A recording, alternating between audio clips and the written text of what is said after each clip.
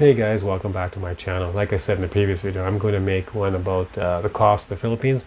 Now, I'm not going to go into major detail. I'm just going to help you guys out to get a summary of some of the main factors. Of course, it's going to be your housing, food, entertainment, and those can all vary. In the end, I'll explain a little bit about some other little details you want to consider as well. But let's get right into the housing, and also I'll explain one of the apartments I did find for only $250 that had everything. But to consider when you first go there, I would count on around $500 Canadian a month. And again, my money is going to be in Canadian dollars. If it was in US dollars, it'd even be a little bit less. For 500, you're going to very easy to find something that's fully furnished, internet included. A lot of these places still have a pool. It'll be in a tourist area. It'll be close to transportation, very convenient. The difference there is some of them may not include your power, so you can add on maybe $50 to $200 on top of that if you're going to be a heavy air conditioner user. Okay, keep that in mind. Depends if everything's included or not. I found many that were half and half, many that were not included, and many that were included. I personally doesn't bother me as much because I don't use the aircon. I like to have a cool air. I like my windows and fans. So for me, it's more important looking for a place in a more remote area. In any case, gives you an idea.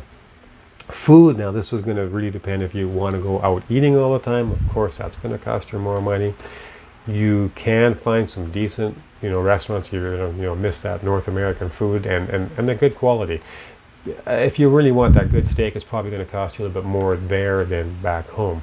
But I found good places with awesome cheeseburgers and stuff like that, nice and juicy. And, in fact, the one place I was at last, I couldn't believe it. It was a big, juicy one with chicken and bacon and the hamburger and everything in it. And that worked out to like $2 and something. It was amazing. But that was not in the tourist area. In any case, if you're going to go shopping, a lot of your chickens and porks and all that kind of stuff is a little bit lower there. If you go directly to the market, not to the grocery stores, it's going to be even lower. But if you're going to go to like a grocery store with the freezers and fridges and all that kind of stuff, it'll be roughly about the same. Okay, I would argue pretty close to the same. A little bit different there, a little bit cheaper there. One of the real advantages about a lot of the meat I notice is it goes bad very fast. You're probably thinking, well, that's not an advantage, but it is because it's actually healthier. Okay, so I do notice the difference on that. Your fruits and vegetables by far are lower. And again, if you're going to go directly to the market, where not these box stores, if you will, you do make a big saving there, significantly, and a lot of selection, and it's so good there, so that you're going to save money on. You can find, if you're going to go to eateries and stuff like that, where the locals go, I'm not going to give a lot of advice here on this particular video, so I will, like I said, do that more in separated videos, but little eateries where you see a lot of locals lining up for it, go there. Okay, you can have decent, good-sized meals for a couple of dollars, and they're good. They're really good. Okay, entertainment. Well, it's going to vary again what you consider as a good entertainment. If you're drinking beer, that's pretty much all I really drink here and there. And I'm not a big drinker. It's obviously much cheaper there than it is in North America. You're a couple of dollars if you're going to go to a place of where they serve you. If you're buying it for at home, it's even significantly cheaper. I'm going to just give you a rough idea when I was at. There was in 2019, so let you know the price was then. I found for $10,000, it was one bedroom with fully furnished internet and a pool. The pool was small, but there was only 8 units. It was a good location. It was about 15 minutes out of Dumaguete. It was fresh air at night, quiet and peaceful. That's really important for me. I cannot be where it's really, really noisy. And then I did a budget thinking, what, if I was in Canada and I had the lowest amount of pension, never had a union job, nothing like that, and let's go with the lowest of lowest, and let's just say it's 1,000 Canadian is my pension, how would I live there in the Philippines with it? Well, that place was $250 a month. I gave myself 1,000 pesos a day to live off of, and it was decent. That included my fuel for my bike. That included if I want to go to the hot springs, if I want to go to the pay pools, if I want to do this, it was 70, 50 pesos to get it. I could do it. 100, 200 pesos maximum to fill my bike, so no problem. I could go all day with that. Transportation there, if you don't have the bike, is cheap. Jeepneys, tricycles, stuff like that are very reasonable. A 3 hour bus ride, for example. I'm just going to give you an example between Batangas to Manila. It's about 3 hours, a little over, depending on traffic.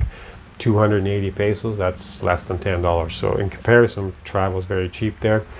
So like I said, 1,000 pesos. Now, if you wanted to go to fancy restaurants every day, would not be enough. If you want to go out drinking every night and party and smoking and eating and all, it's not going to be enough. But you can do it once in a while, and then, you know, cooking. If you're cooking and buying, you know, food all the time, for the most part, there's a couple times to spend 2,000-3,000 in a day. But then for the next 4 or 5 days, I only need to spend a couple hundred. You know, so 1,000 pesos a day. Let me sum it up this way. In comparison to what you're going to do for life quality in Canada on $1,000, let's be serious. You're not going to do anything. And there, you know, you're able to have a furnished apartment with internet, with a pool, quiet area, good landlord. She was fantastic. My fridge broke. Boom, brand new fridge that day. So they're out there. That's just a little bit of legwork to get them, and then you're traveling around and you're eating some of the local foods and you're exploring the area and all that, and you have enough. Again, this is just a summary. There's much more advice I'd give on this, and I will touch base on that on other videos. If you have some questions on Pacific Coast, please leave it down there. I'll answer it away. I did say in the end there, I'm going to give you some other things you want to consider is your visas. Okay, they're going to run you, you know, a few $100 depending how long you stay. You get 30 days for free when you first get there. The other one to consider is if you're going between late November, December, early January, mid-January, your exchange rate is going to be taking a hit because everybody sends money home, and it does affect the value of your exchange rate. Doesn't matter what country you come from.